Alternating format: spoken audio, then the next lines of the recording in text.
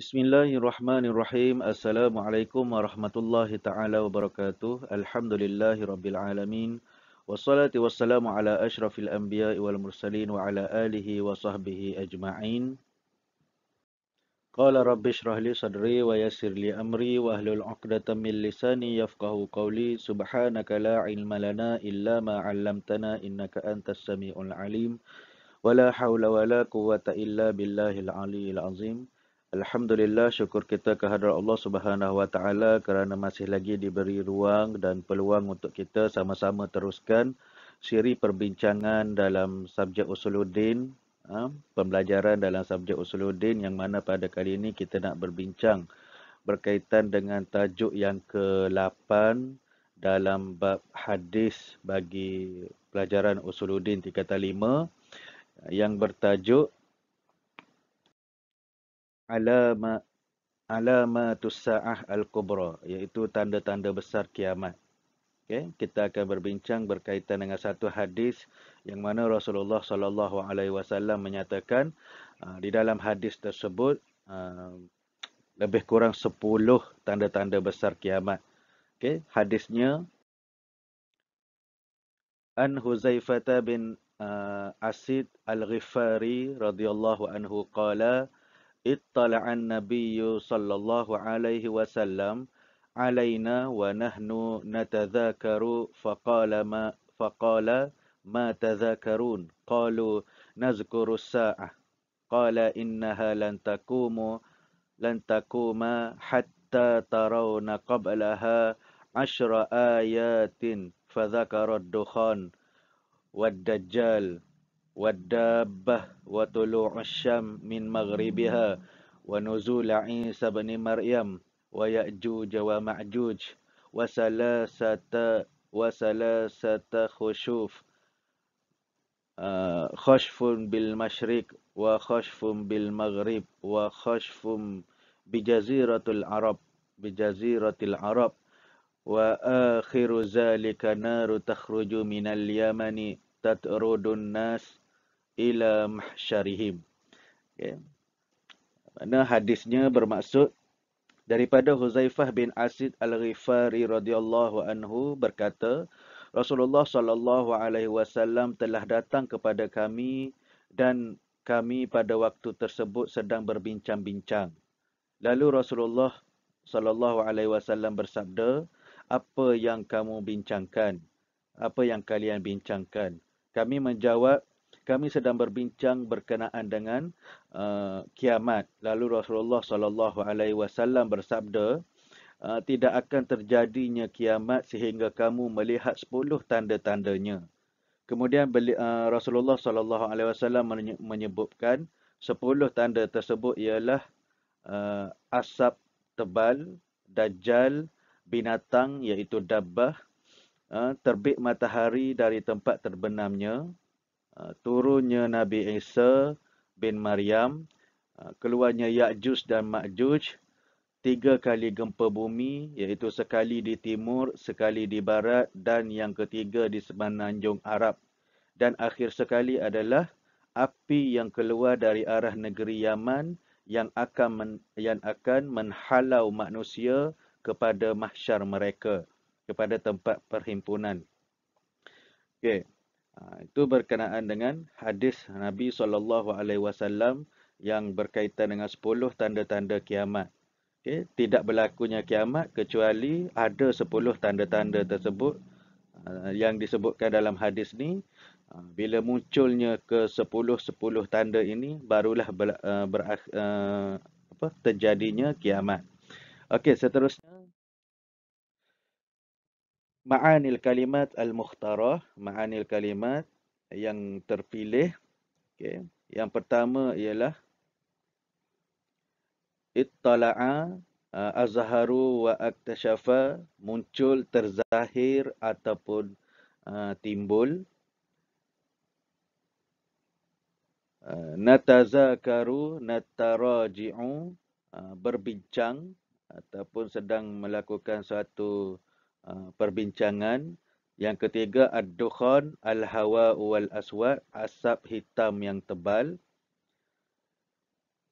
Yang keempat at-tatarrudu tudfa'u, diusir ataupun dihalau. Yang kelima, ad-dajjal syakhsun yad'i uluhiyah, yukhruju akhiruz zaman. Dajjal ialah seseorang yang mengaku sebagai Tuhan yang akan keluar pada akhir zaman. Dan yang keenam, ad-dabbah kullu ma yadibu 'alal ard, suatu binatang yang melata di muka bumi. Okey, seterusnya kita tengok kepada ar-rawil a'la lil hadis, perawi bagi hadis ini. Ismuhu Abu Sarihah Huzaifah bin Umayyah bin Asid bin Al-Aghwaz Al-Ghifari.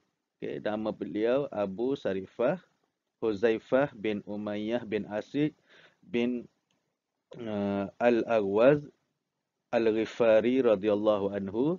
Nash'atuhu, sejarahnya ataupun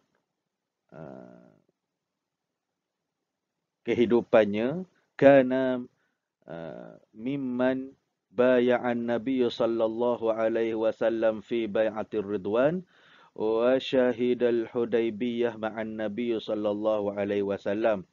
Salah seorang di antara mereka yang membai'ah Nabi pada ketika peristiwa bai'ah Ridwan dan telah menyaksikan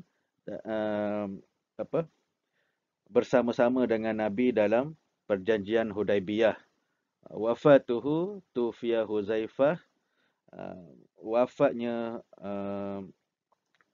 Huzaifah bin Umayyah ini bin Asid Al-Ghifari ini adalah pada tahun 42 Hijrah. Okey, 42 Hijrah. Okay, seterusnya, syarhul hadis ijmalan, huraian hadis secara umum. Okey, hazal hadis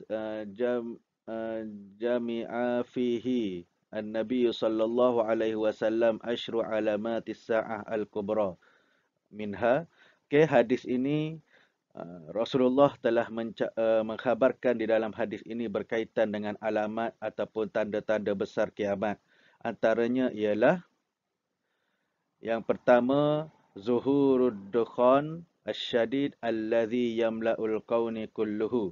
Okay, keluarnya asap yang tebal yang mana seluruh bumi akan mengalaminya. Pada masa tersebut keluarnya asap tebal dan seluruh manusia di muka bumi akan melihat kejadian tersebut dan seluruh bumi akan terjadi kejadian tersebut. Yang di bumi diselaputi ataupun wujud pada bumi pada ketika itu asap yang tebal. Okay? Asap hitam yang tebal. Seluruh bumi akan mengalaminya. Yang kedua, melalui hadis Nabi SAW tadi, iaitu munculnya Dajjal, yakhrujud Dajjal inda iktirabus sa'ah. Munculnya Dajjal menandakan dekatnya dengan kiamat. Okay? Dajjal ni merupakan seorang manusia yang rosak sebelah matanya, kan? Dia bukanlah yang digambarkan yang bermata satu di tengah-tengah, tapi dia manusia biasa yang satu dia punya biji mata dia yang sebelah biji matanya rosak. Okey, dan di dahi Dajjal ni ada tulisan kafir ataupun kufur, kafara. Okey, kemudian Dajjal juga mengaku dirinya sebagai Tuhan. Okey, dia ni boleh memberikan harta dan menghidupkan orang yang telah mati. Okey, dia pada akhir zaman bila waktu Dajjal ni muncul, dia akan pergi dan bagi orang yang tak kuat imannya, dia akan ikut serta menjadi tentera-tentera Dajjal. Okey, sebab apa orang mudah percaya? Kerana dia boleh menghidupkan orang yang telah mati. So, bila ada satu kisah yang berkaitan dengan menghidupkan orang yang telah mati ni, dia kata, aku aku adalah Tuhan. So, ada seseorang bertanya kepada dia, kalau kau Tuhan tunjukkan kehebatan kamu, aku boleh menghidupkan mak bapak kamu yang telah lama meninggal dunia. Okay. Lepas tu dia kata, okey buktikan. Okey, tunjukkan kuburnya. Kubur mak ayah kamu di mana. So, Dajjal pun pergi kat situ, dia hidupkan, maka keluarlah ibu dan ayah orang tadi tu. Rupa-rupanya yang dihidupkan ataupun yang bangkit dari kubur itu adalah dua syaitan yang menyerupai ibu dan ayah orang tadi tu. So disebabkan oleh penjelmaan mak bapak dia tu, kemudian dia pun beriman kepada Dajjal, jadi pengikut Dajjal dan jadi tentera Dajjal. Okey, itulah bahayanya fitnah Dajjal ni. Sebab tu untuk mengelakkan daripada fitnah Dajjal ni, kita kena selalu mengamalkan 10 ayat daripada surah Al-Kahfi, 10 ayat pertama dan 10 ayat yang terakhir untuk mengelakkan diri daripada terkena dengan fitnah Dajjal ini. Okey, kemudian yang ketiga, tanda-tanda kiamat berdasarkan hadis yang kita telah bacakan tadi, takhrujud dabbah minal haramil makki wa takallamun nas khawariqan lil adah. Okay, keluarnya dabbah dari tanah haram Mekah dan binatang ini yang bernama dabbah ini boleh bercakap seperti manusia dan perkara tersebut khawariqan lil adah. Sangat-sangat ajaib lah. Binatang yang boleh bercakap, yang melata di muka bumi, yang keluar daripada uh, tanah haram Mekah. Okey, binatang ini akan keluar di akhir zaman ketika kerosakan melanda manusia, yang mana ketika itu manusia sudah berani meninggalkan perintah-perintah Allah Subhanahu Wa Taala serta mengubah agama mereka. Okey, yang tidak lagi tidak lagi percaya kepada agama Islam. Bila dah rosak kesemuanya, Allah mengeluarkan binatang ini daripada bumi, dan ada yang mengatakan binatang ini keluar daripada kota Mekah dan ada yang kata keluar daripada tempat lain. Wallahu alam. Okey, seterusnya yang keempat. Tulu'us syams min maghribiha fa'adama qubulit taubah walam yakun imanin makbulan minal kuffar. Okey. Yang keempat, tanda-tanda besar kiamat melalui hadis ni adalah terbitnya matahari daripada sebelah barat. Matahari dia terbit daripada tempat yang dia terbenam. Okey. Okay. Kemudian pada masa ini, bila matahari terbit daripada sebelah barat ini, pada masa ini tidak akan diterima taubat, pintu taubat telah tertutup, dan tidak diterima iman orang-orang yang kafir. Okay. Orang-orang kafir yang nak beriman pada masa ini dah tidak diterima iman mereka. Okay. Seterusnya yang kelima. Yang kelima adalah nuzul Isa ibnu Maryam wa yaqtulud dajjal wa la yabqa illa al-Islam. Turunnya Isa bin Maryam alaihi salam yang akan membunuh Dajjal dan tidak tersisa ataupun tidak ada di dunia pada ketika itu selepas dia membunuh Dajjal dengan kuncu-kuncunya ni. Bila Nabi Isa bunuh Dajjal dengan kuncu-kuncu dia, dengan tentera-tentera dia, tidak akan ada di dunia kecuali orang-orang Islam sahaja. Okey, dan diterangkan dalam banyak hadis berkaitan dengan kedatangan Nabi Isa ni ada sesudah munculnya Dajjal. Bila Dajjal muncul, maka selepas itu Nabi Isa akan muncul untuk membunuh Dajjal. Okey, sebagaimana hadis yang diriwayatkan daripada Urwah bin Mas'ud As-Saqafi daripada Abdullah bin Amru, menceritakan bahawa Rasulullah sallallahu alaihi wasallam bersabda, Dajjal itu akan keluar kepada umatku kemudian menetap di atas muka bumi selama 40 lamanya. Tidak diketahui sama ada itu 40 hari ataupun 40 bulan ataupun 40 tahun. Ada yang mengatakan bahawasanya 40 hari Dajjal ini tak diketahui. Okey, melalui hadis ni tidak diketahui sama ada 40 bulan, ataupun 40 hari ataupun 40 tahun. Wallahu alam. Kemudian Allah telah mengutuskan Isa bin Maryam, lalu dia akan mencari Dajjal, dan Dajjal tersebut dibinasakan oleh di tangan Nabi Isa. Okey. Okey, dan Nabi Isa ni akan turun di sebuah masjid di Damaskus yang mempunyai menara yang berwarna putih. Okey, satu masjid di Damaskus yang masjid menara putih. Nabi Isa akan muncul di situ. Pada saat itu Imam Mahdi dan tenteranya telah dikepung oleh tentera-tentera Dajjal.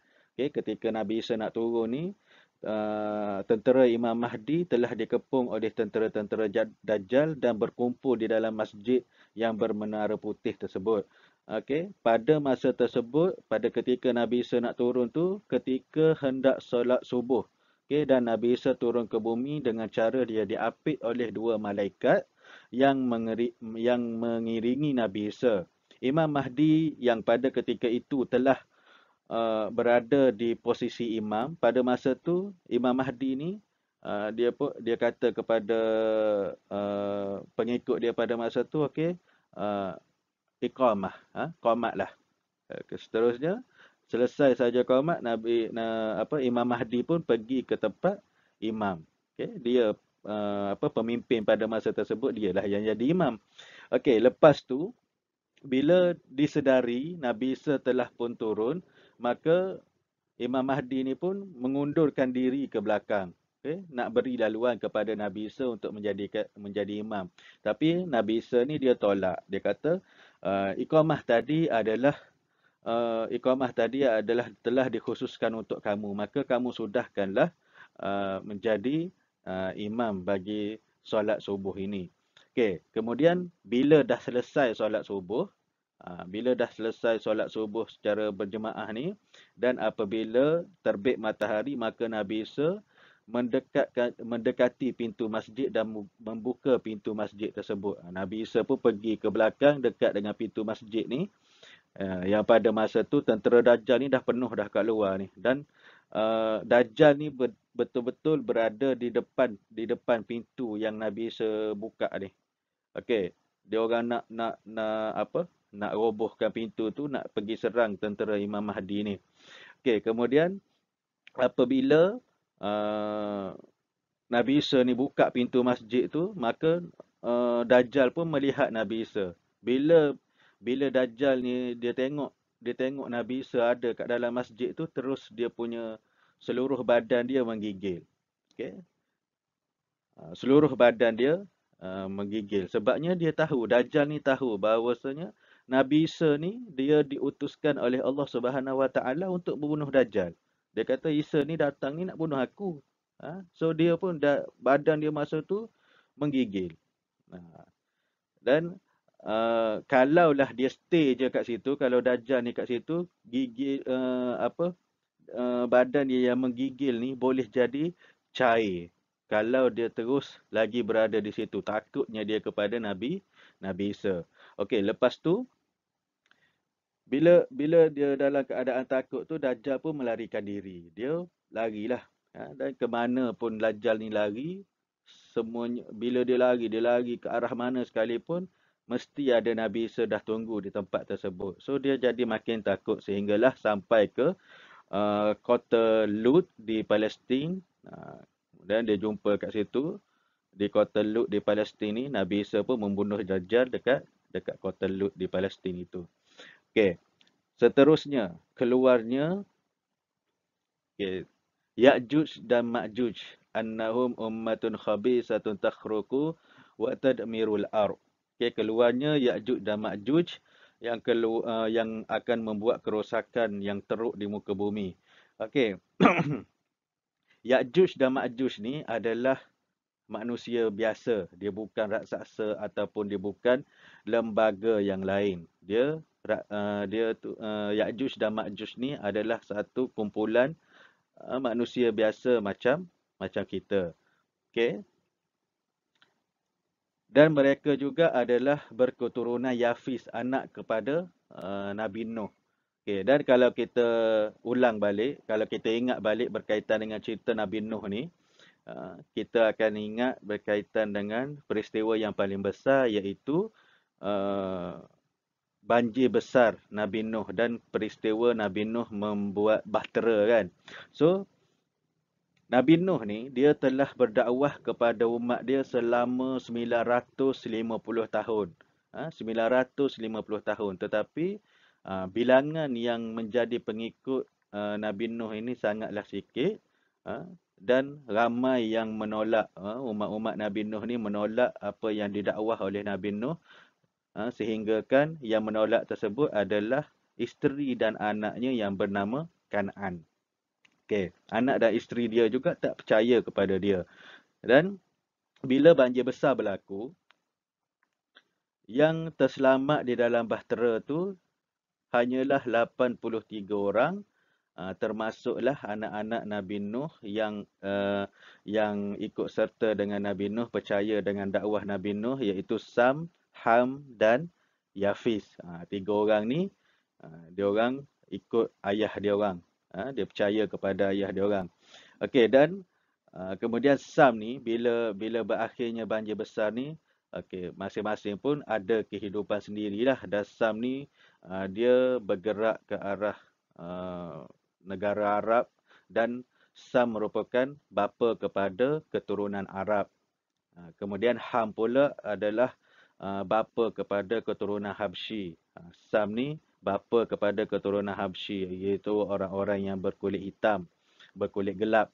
Kemudian Yafis pula adalah bapa kepada orang-orang Turki, Eropah dan Cina. Yang Yafis ni jugalah bapa kepada Ya'juj dan Ma'juj ini berketurunan Yafis ni lah. Okey, kemudian kita balik kepada cerita Ya'juj dan Ma'juj tadi. Okey, golongan Ya'juj dan Ma'juj ini, bila mereka keluar, mereka akan melakukan, diorang akan buat kerosakan di muka bumi dengan membunuh haiwan, membunuh apa sahaja yang di hadapan mereka, merosakkan tanaman. Okey.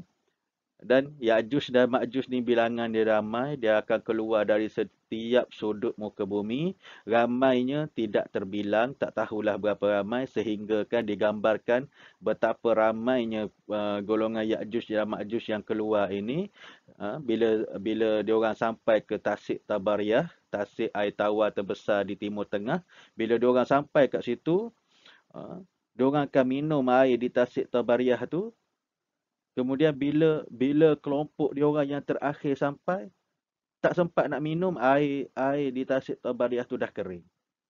Kalau kita sekarang kumpulkan semua manusia, kalau minum air, rasanya tak kering lagi. Tapi ramainya puak-puak Ya'juj dan Ma'juj ni, sehingga kan bila dia sampai dekat Tasik tu, kumpulan yang pertama, yang awal sampai ni, dah sempatlah minum. Bila kumpulan yang terakhir sampai tu, air dekat Tasik Tabariyah tu dah kering, dah tak dapat nak minum.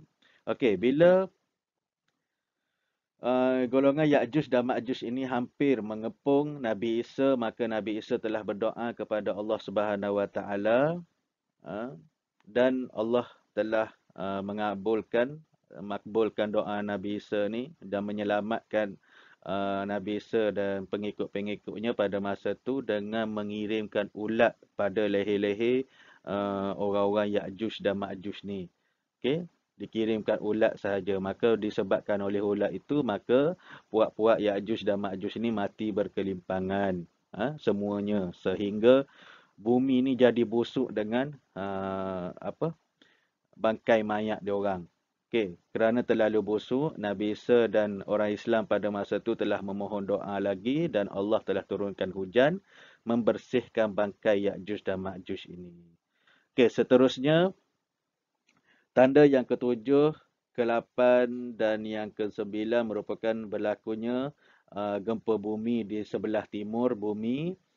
Okey. Dan kemudian berlakunya gempa bumi di sebelah barat.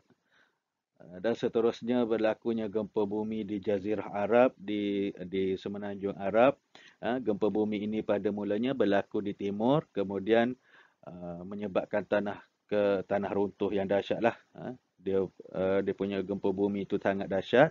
Kemudian bila berlaku di timur, maka manusia melarikan diri ke arah barat. Bila ramai yang di sebelah barat, maka jadilah gempa bumi lagi di sebelah barat. Dan yang terakhir terjadinya gempa bumi di Jazirah Arab, di Semenanjung Arab, menjadi penutup peristiwa gempa bumi yang dialami di bumi. Dan gempa ini gempa bumi ini, pada masa berlakunya gempa bumi ini, tidak ada orang Islam yang merasainya. Yang ada pada ketika ini semuanya orang-orang yang kafir menghadapi sengsara peristiwa 3 gempa ini.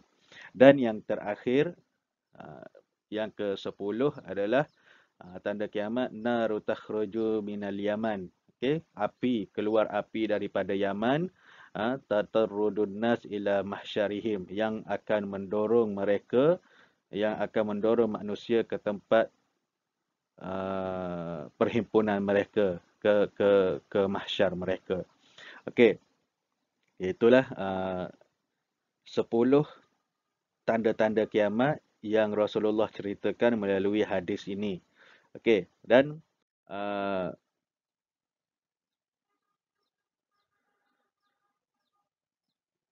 kita tengok ma yurshidu ilaihil hadis. Pengajaran daripada hadis ini adalah Rasulullah yang pertama. Okay, yang pertamanya, akhbaranan Nabi sallallahu alaihi wasallam an umuril ghaibiyah fil mustaqbal. Okay, melalui hadis ni apa yang kita boleh ambil pengajaran? Yang pertamanya adalah Rasulullah sallallahu alaihi wasallam telah menceritakan kepada kita berkaitan dengan umuril ghaibiyah, perkara-perkara gaib, iaitu perkara yang akan berlaku di masa hadapan. Okay, yang keduanya adalah Inna Allah yazharu lana asyarul ayatil kubra. Allah Subhanahu wa taala melalui Rasulullah sallallahu alaihi wasallam telah menzahirkan kepada kita 10 tanda besar kiamat. Yang ketiga, at-tamassuki bid-din amru muhimmun fil hayah. Mematuhi perintah-perintah agama adalah penting dalam kehidupan untuk mengelakkan diri kita terkena daripada fitnah-fitnah akhir zaman. Kena patuh kepada agama dalam kehidupan. Okay, dan yang keempat, pengajaran daripada hadis ni, tambiyatul muslim bima hadasa lahu minal fitan fi akhiriz zaman. Okay, mengajar orang Islam berkaitan dengan ilmu fitan, ilmu berkaitan dengan apa yang akan berlaku di akhir zaman. Okay, menceritakan tentang fitnah-fitnah akhir zaman kepada kita. Okay, dan saya rasa sekadar itu sahaja perkongsian untuk tajuk apa?